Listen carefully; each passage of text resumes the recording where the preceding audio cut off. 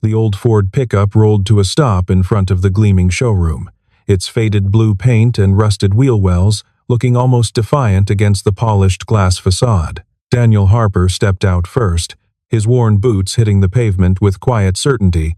A moment later, Lily climbed down from the passenger side, her small hand immediately finding his. She looked up at the towering windows displaying cars that cost more than some houses, then back at their weathered truck, and whispered to her father that maybe they were in the wrong place. Daniel smiled down at her, calm and reassuring, and led her toward the entrance. He had no way of knowing that in just a few minutes, his dignity would become someone else's entertainment. The showroom smelled like leather and money, that particular scent of new vehicles mixed with expensive cologne and the faint sweetness of complimentary coffee from the waiting lounge. Crystal chandeliers hung from the vaulted ceiling, casting prismatic light across the polished concrete floors that reflected every gleaming surface like mirrors. Along the walls, luxury vehicles sat on raised platforms like sculptures in a museum, each one illuminated by its own dedicated spotlight designed to make the paint shimmer and the chrome sparkle. A Bentley Continental occupied the center of the room, rotating slowly on a motorized pedestal, its midnight black finish reflecting everything around it like a dark mirror. Soft jazz played through hidden speakers, the kind of carefully curated music designed to make wealthy people feel even wealthier. Daniel held Lily's hand as they walked inside, her sneakers squeaking slightly against the immaculate floor with each hesitant step. She pressed closer to him, suddenly and acutely aware of how loud that small sound seemed in the hushed atmosphere. A few salespeople in tailored suits glanced their way, their expressions shifting from professional welcome to barely concealed confusion when they noticed the truck still visible through the floor-to-ceiling windows. One of them whispered something to a colleague while gesturing subtly toward the parking lot, and both men smirked before returning to their tasks with the dismissive confidence of gatekeepers who had already decided these particular visitors did not belong in their carefully curated world of wealth and luxury. Victoria Hale emerged from a private consultation room at the back of the showroom, her designer heels clicking a confident rhythm against the polished floor. At 33, she carried herself with the easy authority of someone who had never been denied anything significant in her entire privileged life. Her cream-colored blazer was perfectly tailored to her slender frame, her dark hair swept back in an elegant style that looked effortless but probably cost more than most people's monthly grocery bills. Diamond studs glinted at her ears, subtle but unmistakably expensive. Beside her walked Mark Ellison, the showroom manager, a man whose practiced smile seemed permanently calibrated to match the net worth of whoever stood before him, expanding or contracting based on his rapid assessment of their spending potential. He laughed at something Victoria said, that performative chuckle of someone who understood that keeping VIP clients happy was his primary function. Victoria's sharp gaze swept the room out of habit, cataloging the other customers, the staff positions, the general atmosphere. Then her eyes landed on the truck outside, and she stopped mid-stride.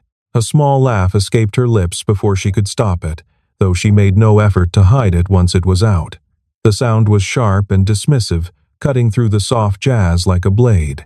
"Mark," she said, her voice carrying further than perhaps she intended, "please tell me someone didn't actually drive that thing here. I thought this establishment had standards. Isn't there some kind of screening process for the parking lot?" Mark followed her gaze and cleared his throat, his expression shifting to match her disdain. "It appears so, Miss Hale. I'll have someone speak with them about more appropriate parking arrangements." "Well," Victoria said, smoothing her blazer with perfectly manicured fingers, "I suppose there's a first time for everything. Maybe he's here to apply for a janitorial position, though judging by that truck, he probably couldn't afford the cleaning supplies we use on these floors. The wax alone costs more than that vehicle is worth." The words reached Lily clearly, cutting through the ambient quiet of the showroom like stones thrown into still water. The little girl's grip on her father's hand tightened painfully, and she looked up at him with wide eyes that were starting to shine with tears she was fighting desperately to hold back. Her lower lip trembled almost imperceptibly, and she pressed herself closer to his leg as if trying to disappear into his protective shadow. Daniel's jaw tightened almost imperceptibly, the only outward sign of his reaction to the woman's cruel words.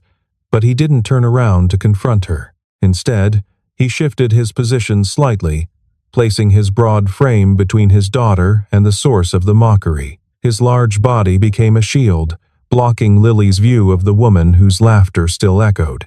Victoria noticed the subtle movement and raised a perfectly shaped eyebrow, clearly amused. Oh, how sweet. Father-daughter day at places they can't afford. Someone should tell him the community college down the road has a much more appropriate parking lot for vehicles from that particular decade. They might even let him take pictures with the nicer cars there. A young salesman nearby let out a nervous laugh, more out of social obligation to the obvious VIP than genuine amusement. His colleague elbowed him slightly, but neither made any move to intervene.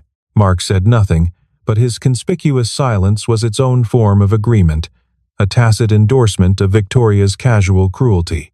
Daniel finally turned, not with the anger that most people in his situation would have displayed, but with a measured calm that seemed almost out of place given the circumstances. His eyes met Victoria's for just a moment, long enough for her to register that he had heard every single word. And then he looked away, dismissing her as if she simply wasn't worth the energy of a response. The gesture was so subtle, so devoid of aggression, that it took Victoria a moment to realize she had been dismissed by someone she considered far beneath her station. Lily tugged at his sleeve with urgent fingers. "Daddy," she whispered, her voice barely audible. "Can we go? Please? I don't like it here anymore. These people are mean." Daniel knelt down to her level, bringing his face close to hers so he could speak without being overheard. "Not yet, sweetheart," he said softly, his voice steady and warm. "We came here for a reason. Remember what I told you in the truck on the way over? About not letting other people decide how we feel about ourselves?" Lily nodded slowly, but her eyes were still wet and glistening with unshed tears. "Those people don't know us," Daniel continued, wiping a tear from her cheek with his calloused thumb, rough from years of honest work but impossibly gentle against her soft skin. "They don't know our story. They don't know what we've been through together or what we mean to each other. And that's okay. We know who we are. That's what matters most in this world."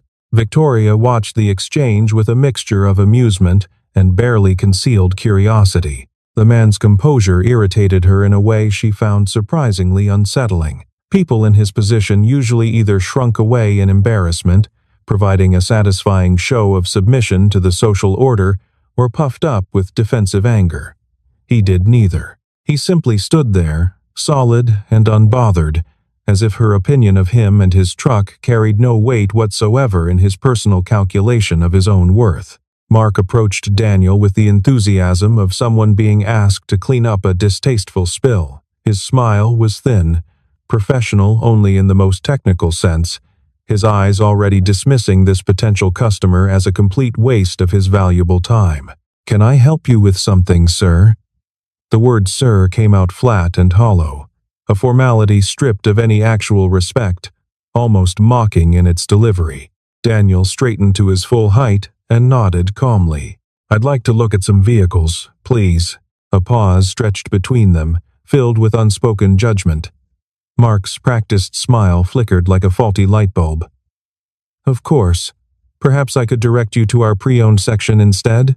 We have some very reasonable options there that might be more suitable for your particular needs and circumstances. I'd prefer to see your current inventory," Daniel said evenly, his voice betraying nothing. "The new models." Mark exchanged a quick, meaningful glance with Victoria, who had drifted closer, clearly entertained by what she expected to be an awkward encounter. "Certainly.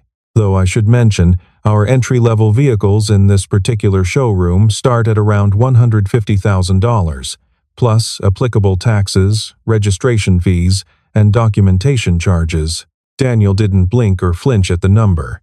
"That's fine, and most of our customers require extensive financing approval before we proceed with test drives or detailed consultations. It's a lengthy process involving comprehensive credit checks, income verification, asset documentation, and various other protocols. I understand. Mark hesitated, clearly thrown off balance by the complete lack of reaction to what usually served as an effective deterrent to unsuitable visitors. He had expected the man to make excuses, to suddenly remember an urgent appointment elsewhere, to find some face-saving way to retreat. Instead, Daniel simply waited, patient as stone, his weathered expression revealing nothing. Victoria stepped forward, unable to resist inserting herself into the increasingly interesting situation. "You know," she said, addressing Daniel with the condescending tone one might use with a confused tourist.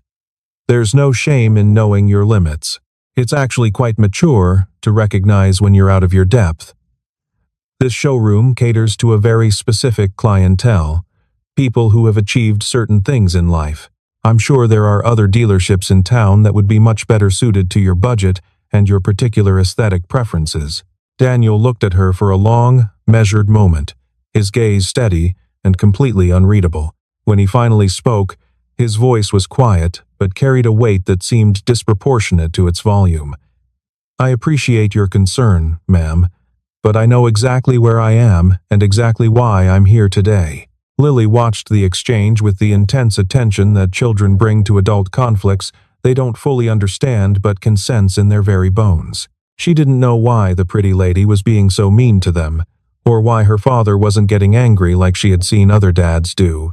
But she knew with childlike certainty that something important was happening. Victoria tilted her head like a curious bird, studying Daniel as if he were a puzzle she couldn't quite solve. His clothes were simple, undeniably working class, the kind of practical garments you'd find at a hardware store or farm supply outlet. His hands were calloused and rough, clearly marked by years of physical labor. The nails clean but the skin weathered by honest work. Everything about his appearance screamed modest means and blue-collar background.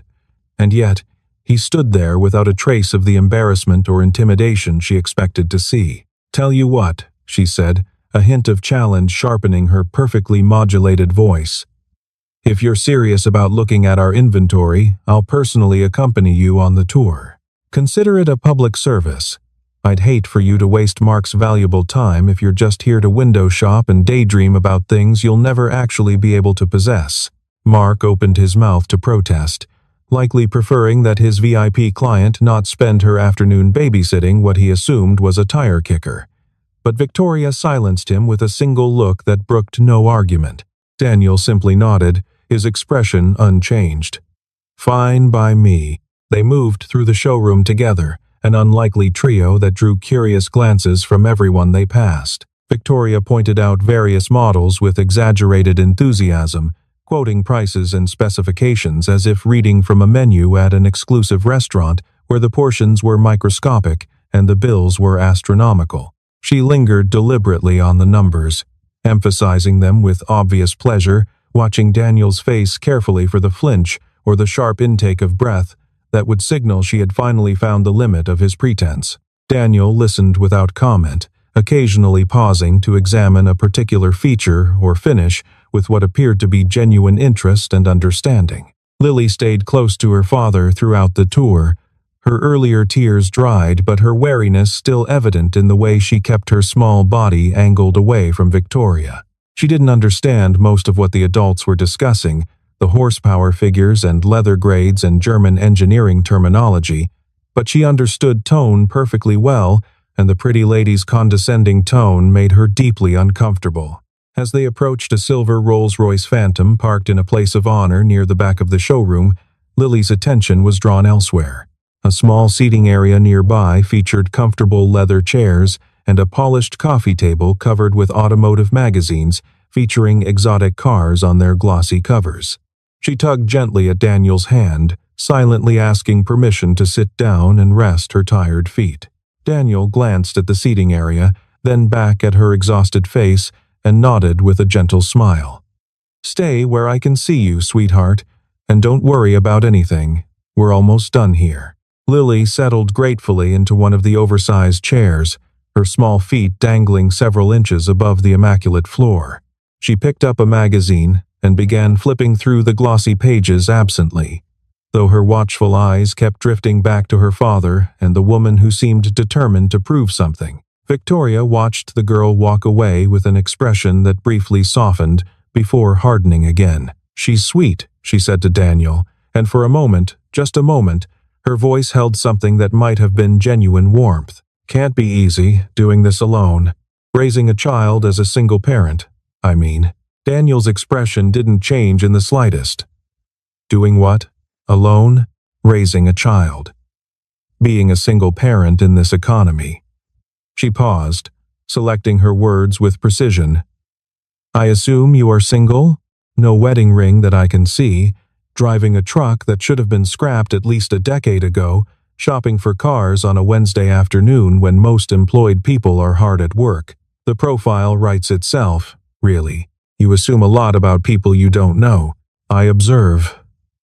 Victoria corrected with evident pride in her abilities. "It's what made me successful in business and in life. Reading people, understanding their situations before they even open their mouths to explain themselves. I can usually tell someone's net worth within 30 seconds of meeting them."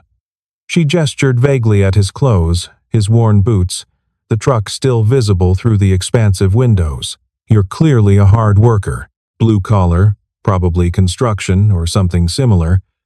Honest labor, I'm sure, admirable in its own modest way. You came here today because you wanted to show your daughter something beautiful.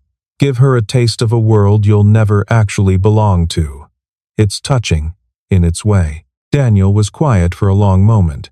When he spoke, his voice carried no anger, no defensiveness, just a simple, factual quality that made her confident assessment feel somehow less certain.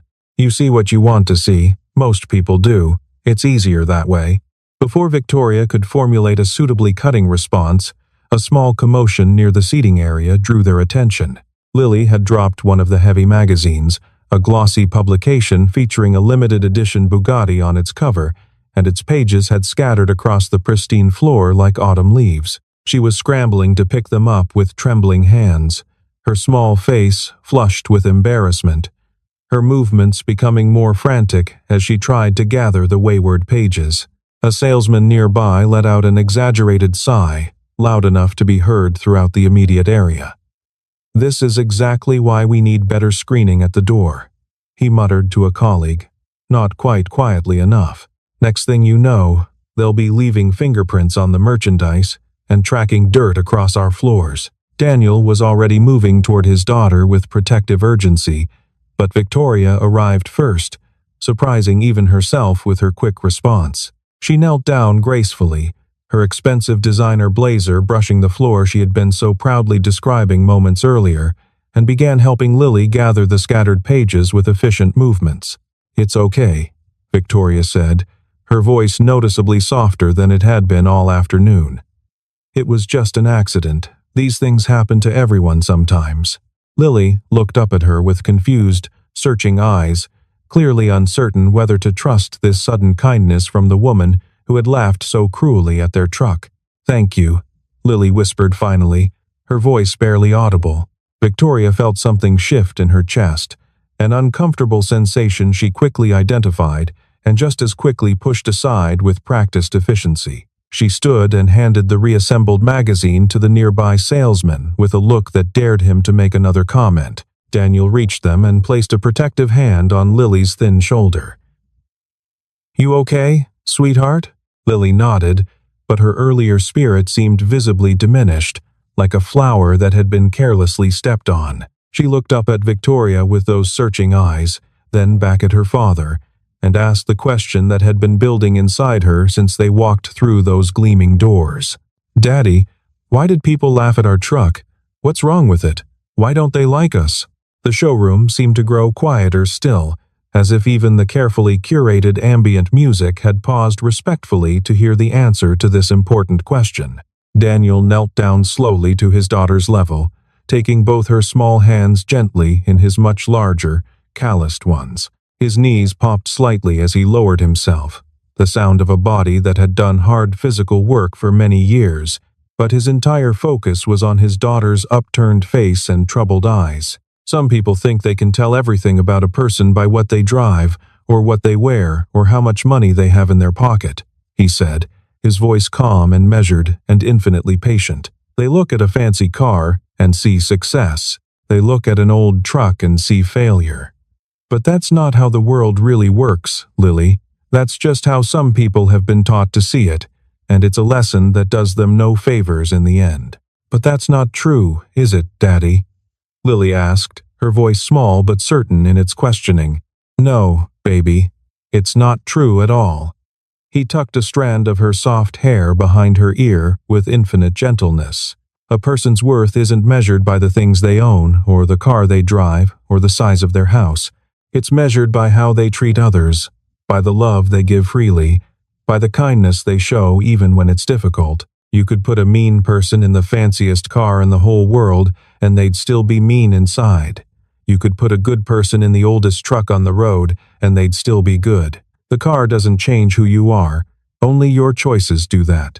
Lily considered this carefully, processing the information with the profound seriousness that children bring to moments they instinctively recognize as important. So our truck doesn't make us less good than other people? Not even a little bit. Our truck has taken us on 1,000 adventures together. It was there when we brought you home from the hospital on the happiest day of my life. It carried us through good times and hard times, through sunshine and storms.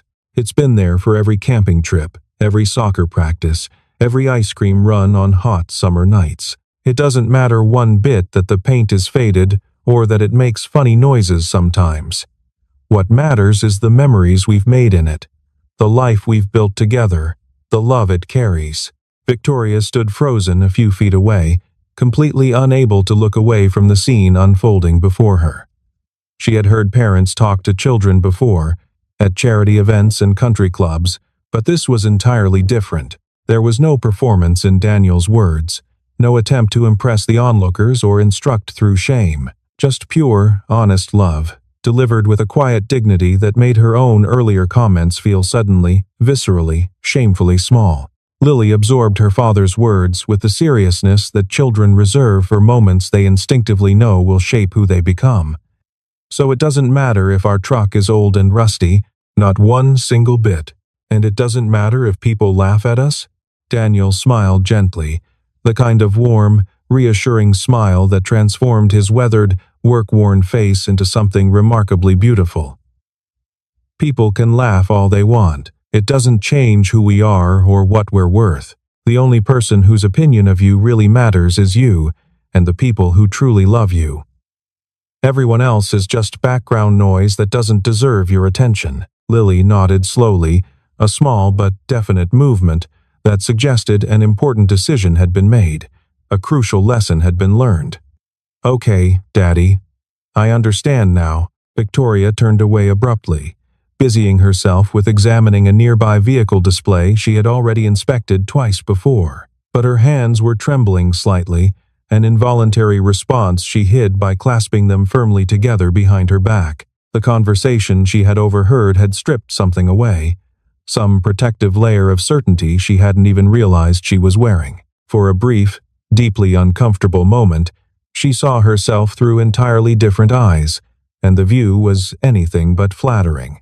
She thought about her own father, a man who measured human worth exclusively in accomplishments and acquisitions, who had taught her from earliest childhood that image was everything and weakness was absolutely unforgivable.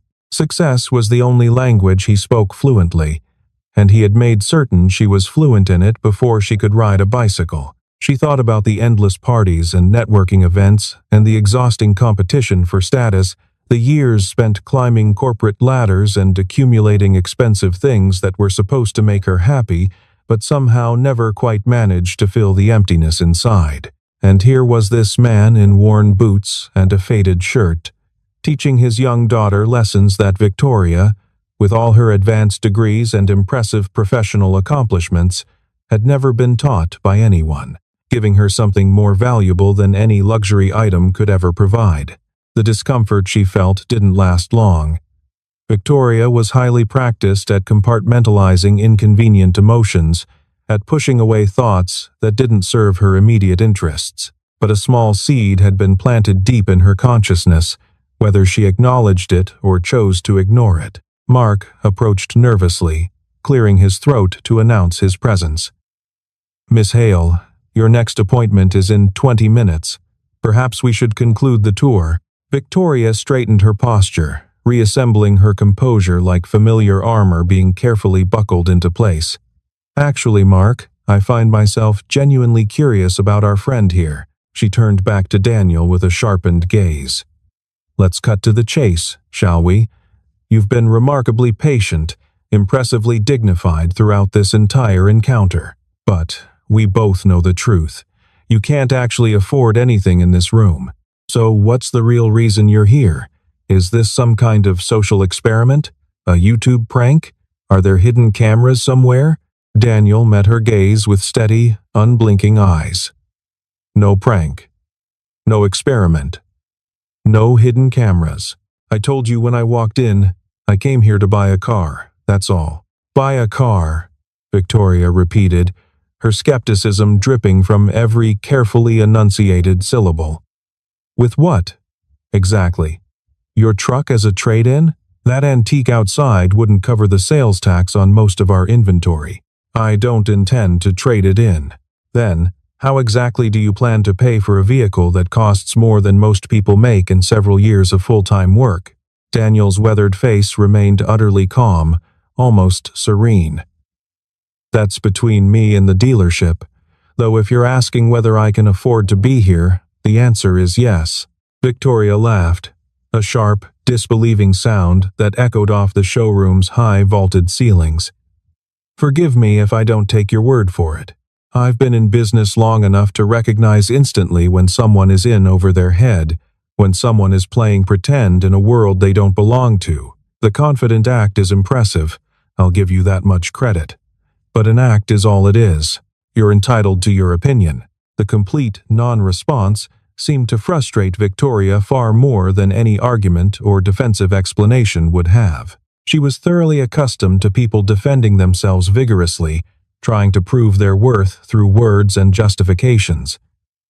Daniel's calm refusal to engage on those familiar terms left her without a foothold. "Fine," she said, crossing her arms with obvious impatience.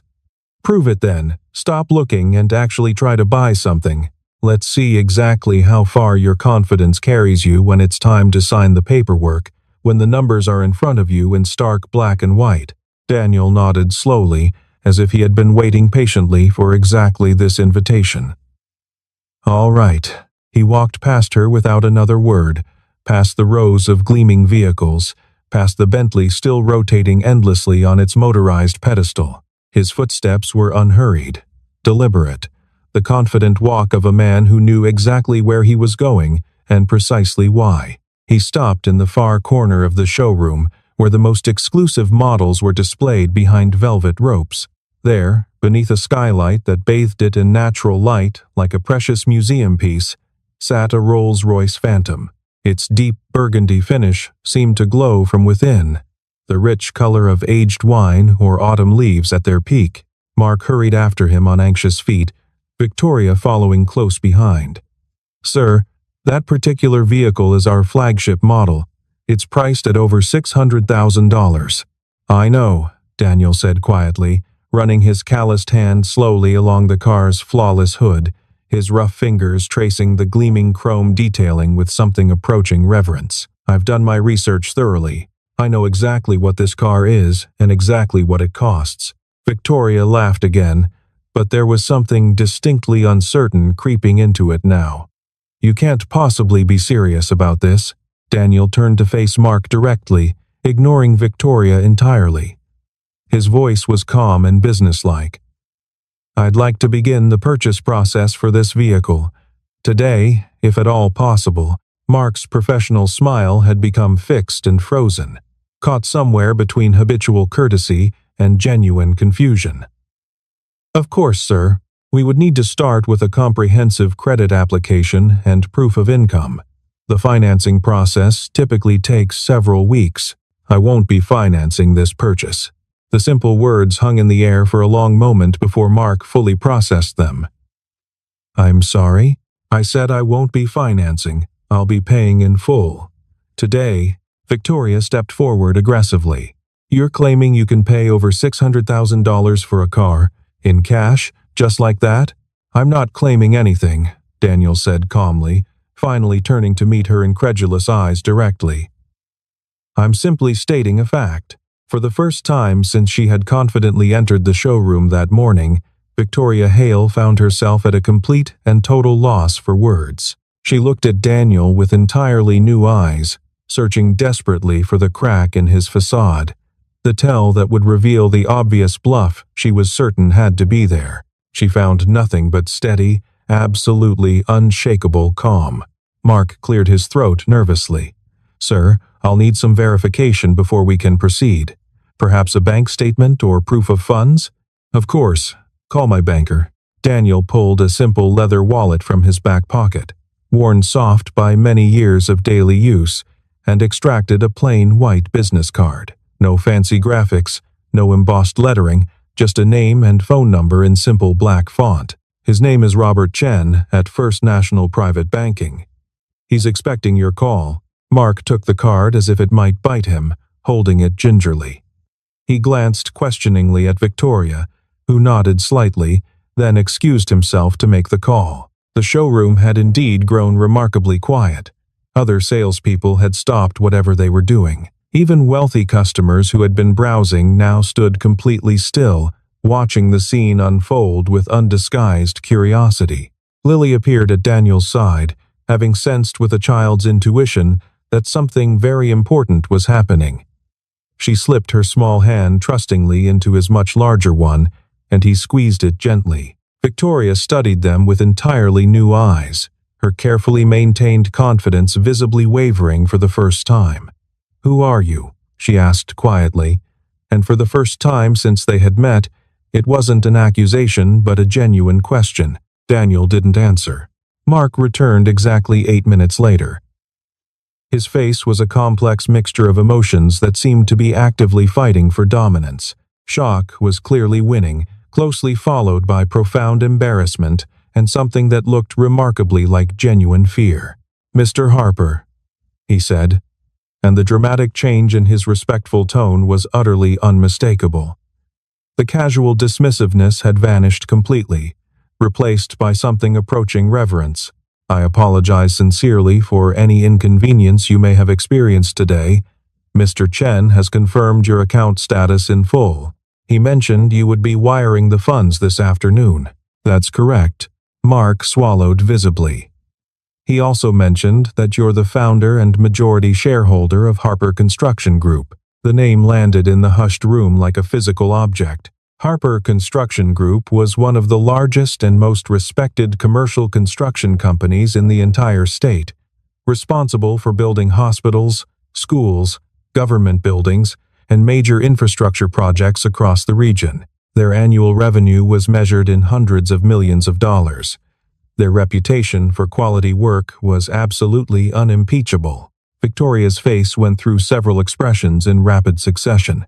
Disbelief, profound embarrassment, something that might have been anger at herself, and finally, a kind of stunned recognition that her entire carefully constructed worldview had just been completely and utterly upended.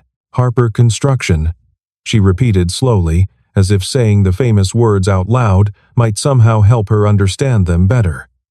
The Daniel Harper? Daniel inclined his head slightly in modest acknowledgement. Just Daniel is fine. But your truck, Victoria said helplessly. Your clothes.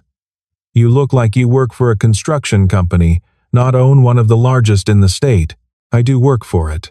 Every single day. I started as a common laborer when I was just 19 years old, carrying lumber and mixing concrete in the hot sun.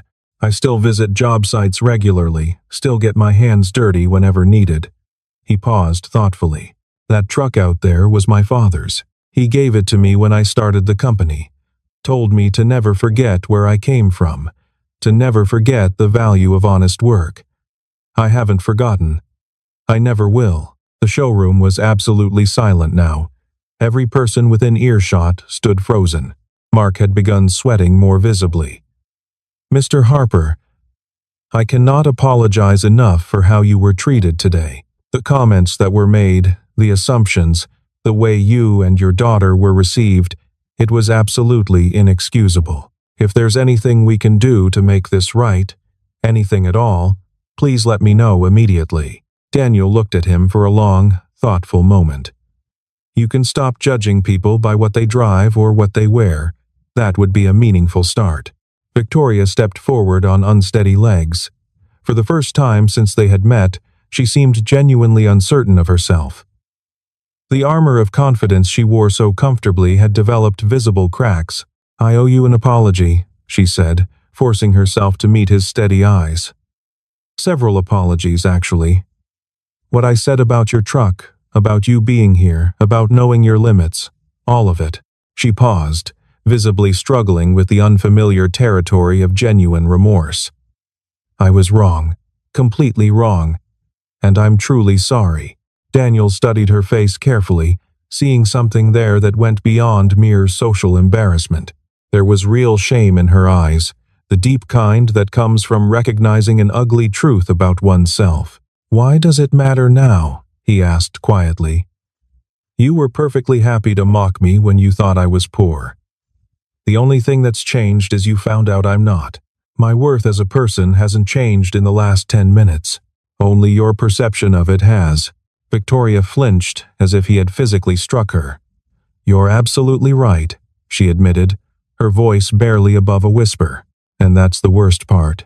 I was raised from birth to believe that money and status were the only true measures of a person's worth. I've spent my entire adult life operating on that assumption. Meeting someone who doesn't fit into that worldview is more disorienting than I expected. She glanced at Lily. Your daughter asked why people laughed at your truck.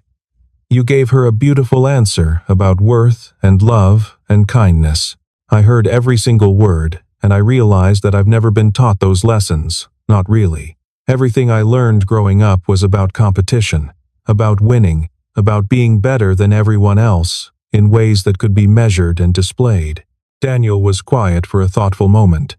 You can still learn them, it's not too late. Victoria managed a small, genuine smile, perhaps the first truly authentic one she had offered all day.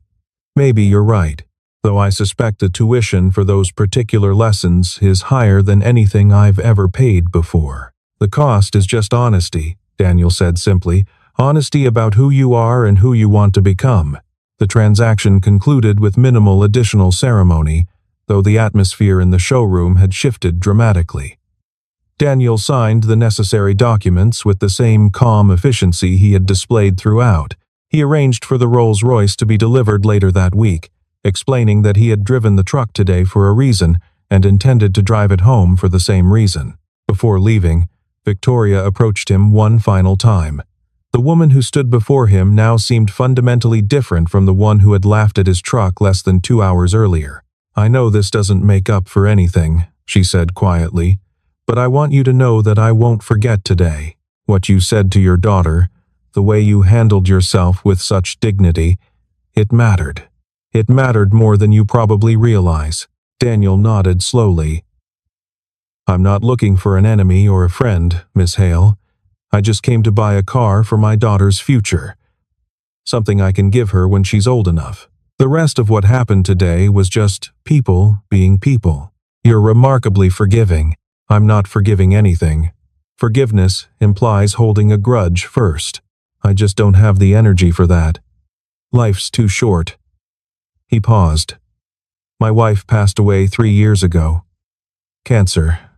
It taught me a lot about what actually matters and what's just noise. Someone laughing at my truck? That's noise. Victoria absorbed this. I'm sorry for your loss. Thank you. But my point is that you have a choice, every day, about who you want to be. Today, you were someone who judged a stranger based on his car and his clothes. Tomorrow, you could be someone different. That's up to you. Mark had gathered the rest of the staff. Daniel addressed them collectively. I hope you'll all take something from this experience. Not about me or my money, but about assumptions. Every person who walks through those doors has a story you don't know. Treating them with respect isn't just good business, It's basic humanity. The staff nodded, some looking genuinely chastened. Mark shook Daniel's hand with considerably more enthusiasm than he had shown earlier. Daniel and Lily walked toward the exit together. The showroom watched them go in silence, a different kind of silence than the dismissive quiet that had greeted their arrival. The old Ford truck sat where they had left it, looking somehow less out of place than it had an hour ago. Daniel helped Lily into the passenger seat, then walked around to the driver's side. Before climbing in, he paused for a moment, looking back at the gleaming showroom. Then he got in the truck, started the engine, and pulled out of the parking lot. Lily was quiet for the first few minutes of the drive, watching the scenery pass by. The afternoon sun was beginning its descent, painting the sky in shades of gold and amber. Then she turned to her father with a serious expression. "Daddy?" "Yes, sweetheart. Are you sad that they laughed at our truck?" Daniel considered the question carefully. "I was a little sad. Not for me, but for you. I didn't like that you had to hear those things. But you weren't mad? Being mad wouldn't have changed anything. It just would have made me feel worse and probably scared you." He reached over and squeezed her hand. "Besides, getting angry at people like that is like getting angry at the rain. It doesn't stop the rain. It just gets you wet." Lily processed this carefully. "So what do you do instead? You stay dry. You remember who you are and what you believe, and you don't let their rain get inside you. Is that why you didn't yell at the pretty lady?" "Partly, but also because yelling wouldn't have taught her anything. Sometimes the best way to change someone's mind is to show them they're wrong without making them feel attacked." Lily nodded slowly. She seemed different at the end. Nicer. She did. "I think she learned something today. Whether she remembers it tomorrow, that's up to her. But at least she had the chance to see things differently. That's all any of us can really do for each other."